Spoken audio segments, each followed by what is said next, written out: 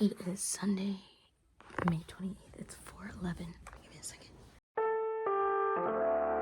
Lonely, but not when you hold me. Your beauty weighs on me. So I'm talking to myself, right? Or I'm in this like meditative state as I'm sitting down, and I've taken like 3 melatonins. 3. And I cannot fucking go to sleep. And I thought to myself about what I know about melatonin. Melatonin is like, it's almost like a DMT effect. Like you can almost hallucinate on melatonin, but the idea of this is it's brought me closer to myself, so much so that I received a lot of information that made everything click. And I kept telling myself, I was like, I want to go to sleep. But also it's like the passion, what I have within me right now wants to come out right now. And so I got up and I was like, let me just record a little video. And I got on my phone and it's 4:11. When I see the number 4:11, it's about making a judgment call. You making a judgment call in this point in time, what feels right, that's what following your heart is. I want to put this in the beginning of the video because it's important to know how these thoughts come to me. I want to show you my setup right now. I keep licking my lip because my lip is hella fucking chapped. Look at my cat. I got up a little earlier and set this up. So this is my theory binder. Like it has all of my things and it's tabbed. And then I wrote some stuff yesterday that I told myself I was gonna reread. It's like Imani taps out and she's not there, so sometimes I have to reread my work and then just structure it out. And what it is basically it's me describing the beginning of life, like the Big Bang, but specifically how or what's happening during the process of differentiation into a singularity. It's basically a black hole. Life is one giant singularity. That's why I have this black hole tattoo, since I'm already here right now. When I got this tattoo in Seattle, it was funny because it was almost Friday the 13th, and he was like, you can get one of the ones that, you know, I'm testing out. I was like, oh my God. I was like, let me do the black hole. And he was like, really? He was like, I didn't think people would want that. I was like, I'm the perfect person for it. And as he was tattooing, he asked me if he could try something. He was like, I want to try this white ink. I was like, yeah, go for it. I just zoomed in with my mouth. So the white are these white parts that look like dots. And then he put a little white inside the black that makes it look like a scar almost. Like as if it didn't heal properly, but it's one of my favorites because I didn't realize it then, but after I got that tattoo, and the left side of the body is about receiving information. So after I got that tattoo, I understood, you know, white represents the antimatter that comes with the matter that is created when a black hole creates, when a singularity creates. Life is a bunch of singularities within one singularity. It's always breaking itself down. And the best way to describe that is the Russian doll effect. How you have one big Russian doll, and then you open it, and then there's one of the same. Except life, they're not all the same doll. In life, you'll have like a Russian doll. You have a black hole, which is the creation of, let's say, the galaxies. The first interaction, the first Big Bang creates, let's say, the galaxies. Or the stars, or whatever the fuck came first. And then another differentiation happens. Another singularity is created. And in that singularity, let's say you have asteroids or planets and so on and so forth. And the more you break it down, the more differentiated you get from the source energy. And the source energy is light. For right now, we're sticking with light because I like to say that I study the dynamic content of light, of thought. Human beings are their own singularity, their own black hole. That's how I like to describe it. So with that same thought process of the black holes being a Russian doll effect, the thing that is before a human being would be like a planet perhaps, or maybe even the air. They all are their own form attributes of light. So we're made from the same dust, the same light, except because of the point at which we materialized and the location, the point in time, in space and time, we become who we are. So like to be an Imani, you had to be born, May 2nd, 1998 at 5:26 at this specific latitude and longitude, like these specific coordinates, to get the right quantitative aspects to make me. It's like when you're making a dish. If you want it to have a certain flavor, you have to put certain seasonings in it. You have to cook it at a certain temperature. The whole idea of what I'm going to jump into is that, or that I want to start off with right now, is that everything in life has an intangible aspect, an equal to opposite aspect that is residing in a form that is dark matter, that is intangible. And people would always ask me, what do you have to say about dark matter? What do you? And I knew of it, but I didn't have the words for it. I wasn't at that point in time. I still had to go through certain experiences in life. Because in life, like, you can be caught up with everything, but until that point in time happens, then things will be revealed. That's why I always say, allow time to fulfill your goals. Time is nothing but a byproduct, and I'm saying byproduct because it's coming after something. So life would be the product. Time is the byproduct of life. Time is gravity. Gravity adds pressure to things. And actually, a good way of describing time and gravity is that light, what we're made out of, is infinite. It's infinity. And to measure infinity, you have to squash it down. So let's say that you have, this infinite thing, you squash it down, meaning it now expands, giving you time to measure it, your lifetime. You have a certain amount of time that, that you're in this space, this black hole, this singularity. And as you go through time, when you get to the end, you're like, okay, cool. And then you zoom back up to infinity, right? You're not squashed anymore when you squash it. So I feel like a good visual explanation is like infinity going into a singularity. And I'm actually I'll show the singularity right here. I'm gonna keep this unedited. This is just gonna be long, but light going into a singularity, creating a black hole, which then creates the singularity. Singularity, it's singular. You're differentiated from a collective energy. You are your own person, your own individual. My cat sits right here. Move your tail. You're a differentiation of light, of the collective consciousness. A lot of people ask me, okay, well then what's after that, Imani?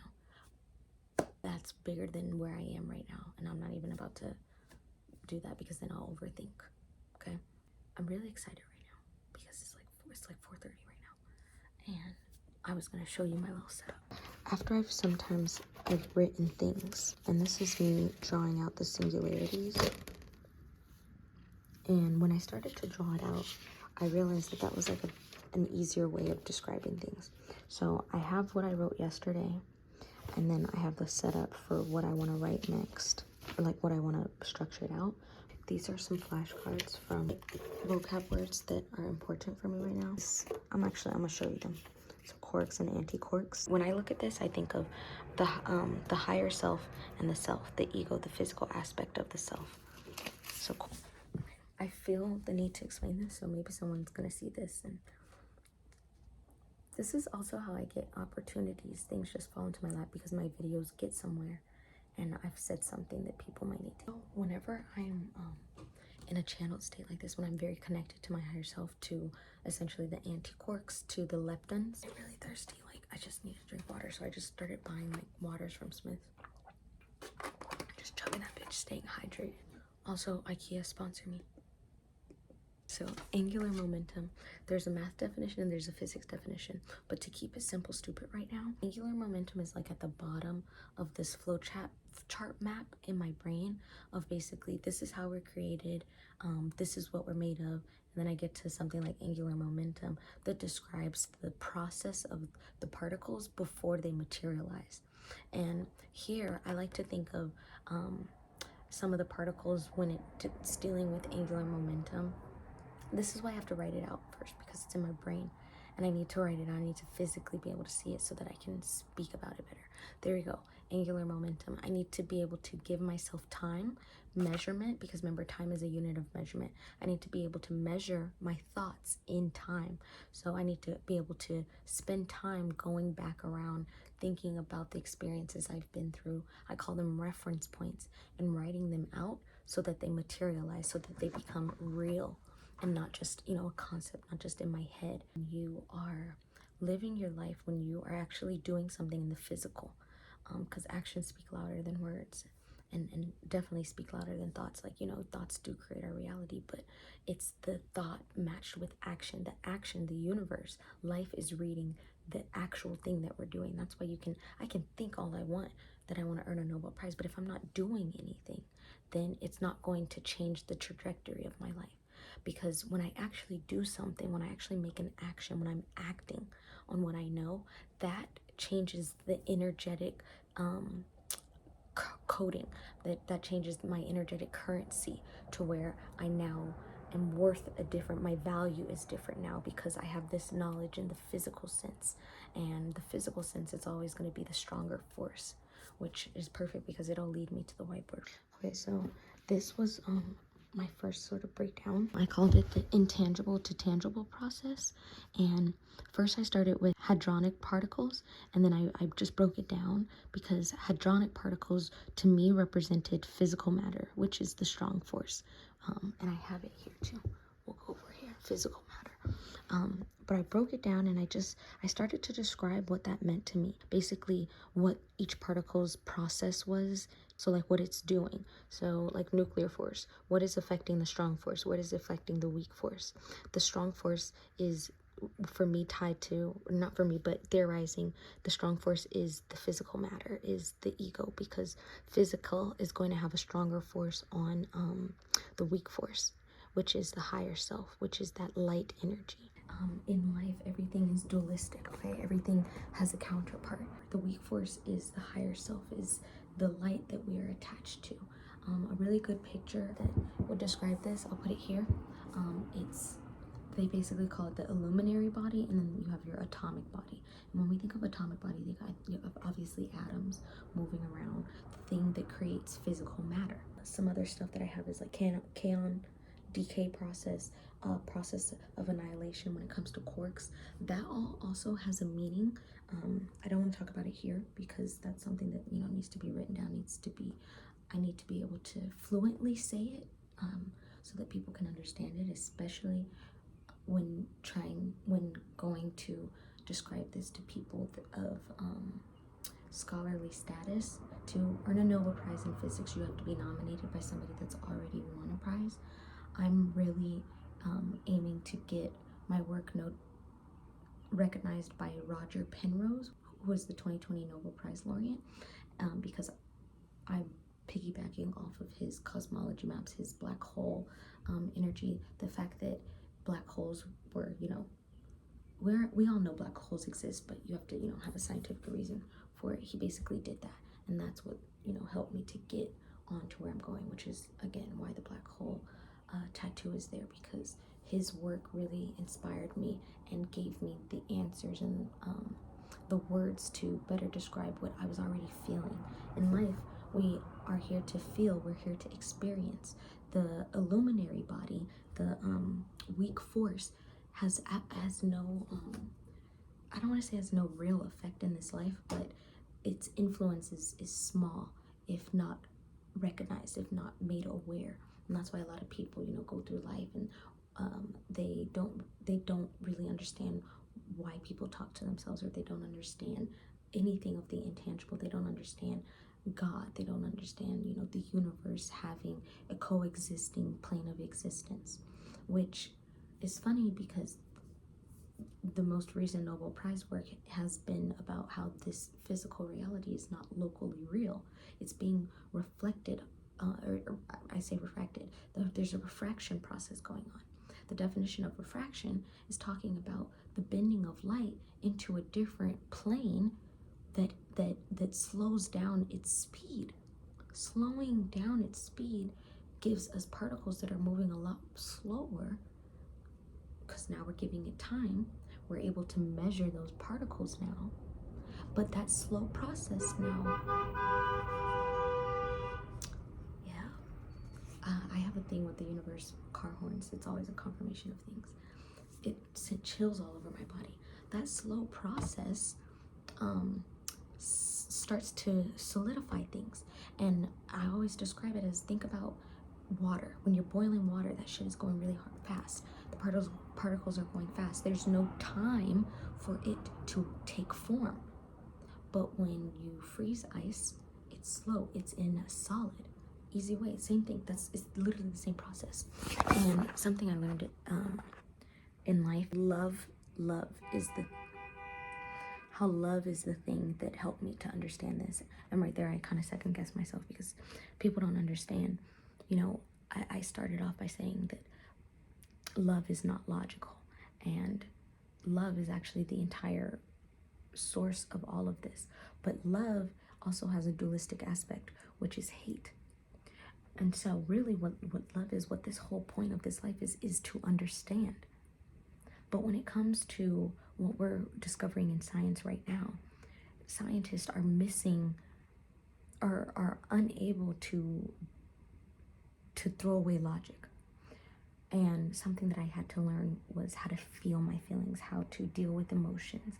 And it was love experiences that helped me to understand that the mind operated on a different neural network, that the body operated on a different neural network, that the heart was operating on a different neural network. This means that they are sending off 3 different types of signals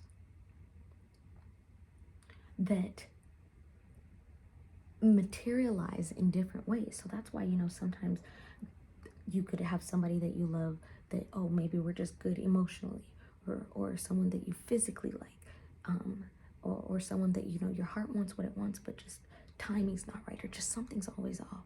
That's my love life. And to bring astrology into it, because that's why I say omniscience, astrology gives us the map of this life, of this body, of this differentiation we've chosen. I have a Venus in Pisces. I believe Venus in Pisces is exalted. Pisces exalts, whatever. You have to have a certain type of delusion when it comes to love to understand it, because it's not logical. And I have a Venus in Pisces, and when I started to understand my Venus sign, especially when I turned 25, it's when, you know, your frontal lobes fully develop, but it's also when your heart fully develops. I started to really understand my past experiences.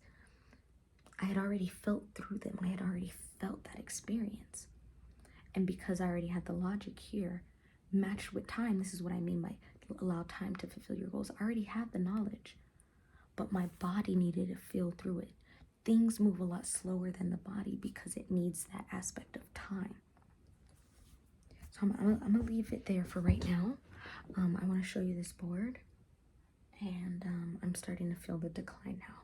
I probably can go to bed now soon. The event horizon, so the beginning of the black hole. And in some of the pictures, it explains, I'll show you. Singularities have these, again, time outside of space, because space is, or all time is happening all the time. This is what people mean by different timelines. And I even wrote it right here. Different versions. Hey. In the stop.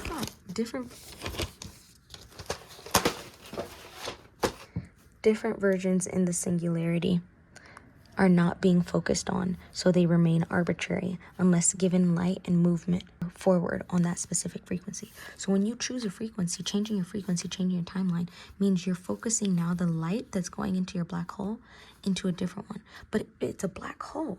That means light cannot escape.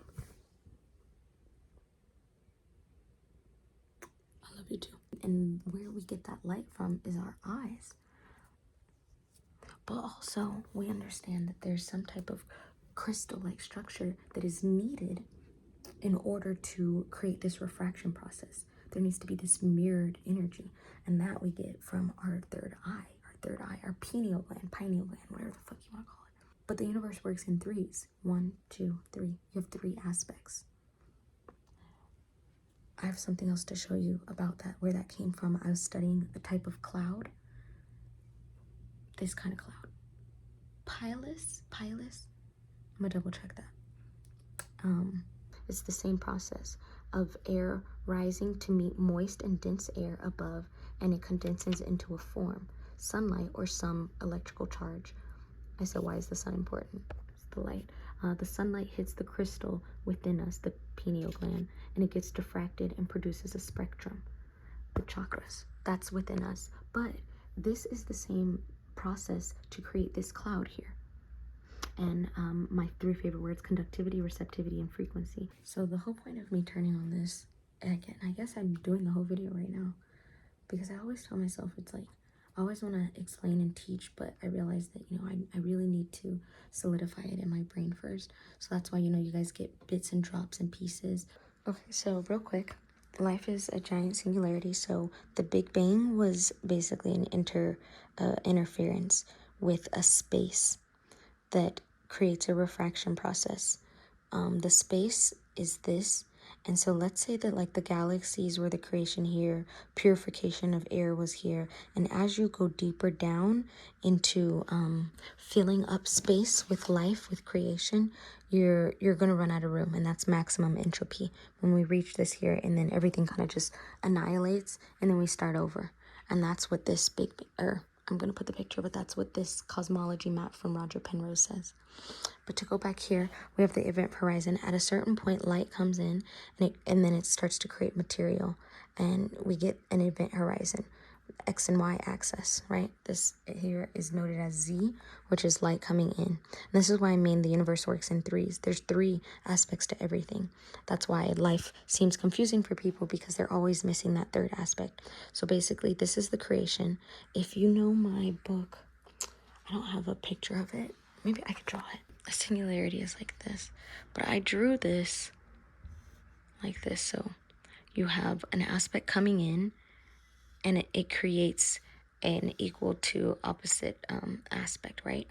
And in life, the creation of matter is like the ego frequency connecting down to a plane of existence, right here, plane of existence, coming down, creating physical matter. But you have, this is the reflection, right? And then I'm going to do a dotted line for the equal to opposite aspect. And life is just this flow. It's a frequency wave. And again, this is why I say if you've seen this, but we have to remember the frequency wave is 2 aspects. Everything has a dualistic aspect. Actually, it should be like this. So this is this. This is a singularity. These tiny ones is the same thing happening on a bigger scale, a singularity. I'm going to have the pictures. I'm drawing the same thing, right? Just differentiated down more. And these are all aspects of time. These all, and what this is, this code right here, this is your life. So that's why when you focus on another singularity, so again, if you're focusing on one of these, it's going to have a different aspects. It's going to give you a different frequency wave that is following another one, an intangible aspect. And I don't know if it'll be better if I shade these in, if they're 2 different colors, but it's the same thing, you know, like these 2 different colors, same thing, 2 different colors, yin and yang, light and dark. Everything is a singularity, but it requires time. This is the timeline. Once it hits a plane, it creates matter, it expands, creating time. It's being received in time, receptivity. Remember I said conductivity, receptivity, frequency? Conductivity is conducting light as a frequency into space, being received in time, because, you know, everything is in motion unless stopped by an outside force. The outside force is that interaction, you know, creating an expansion, creating a timeline. And you live out that timeline until it ends. So same thing.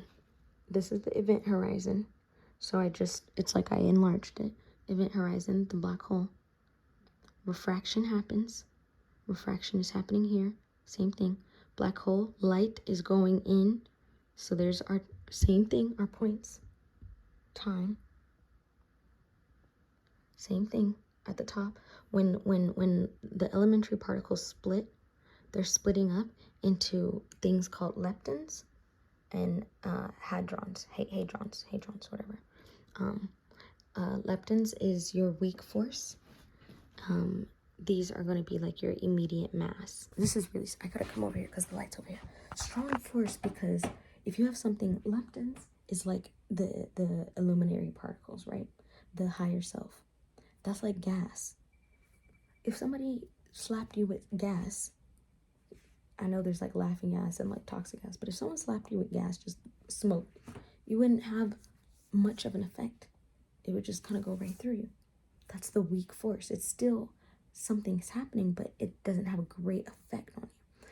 The strong force is something that, you know, is materializes the atoms that actually matter, the immediate mass. If someone threw a fucking rock at you, yeah, your shit will be rocked, bro.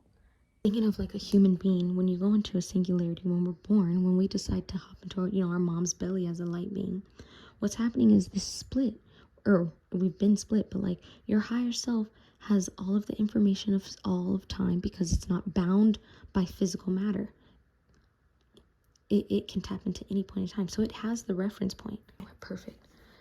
Mr. Beethoven, Stalking the Wild Pendulum on the Mechanics of Consciousness. He has something on right here. The hologram. Life is just like a laser, half mirror, so it's some type of refraction process. The leptons, they stay in an intangible aspect a long time, and then there's another part of us that becomes physical matter. That same thing here. We have the refraction process going through some type of refraction. The reference beam continues along the way. Same thing, the reference beam continues along the way, but there's a piece of it that's broken and turned into physical matter.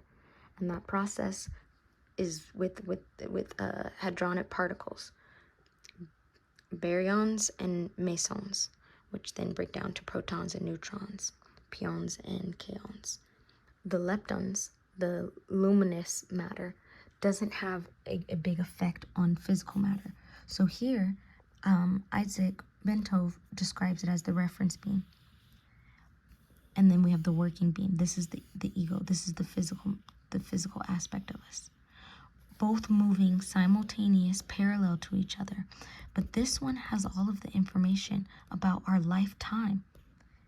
This one doesn't as much, or it will, but only at a certain point in time. I'm getting a little too ahead of myself. It's only 4:57. It wasn't until I started drawing pictures that I realized you literally have to get silly with it. Once again, because life is not logical. Like we've already done the logic when describing the physical plane of existence. Now we're getting into the weird stuff, the spooky action. Quantum mechanics is not logical, but there is a basis for it, and that's what I'm discovering here. Good fucking night, bro. IKEA, swear to God, sponsor me, bro. Hey, listen. Lonely. The knowledge givens, no, I don't know that lady, so let me quit it. I'm just style freeing, free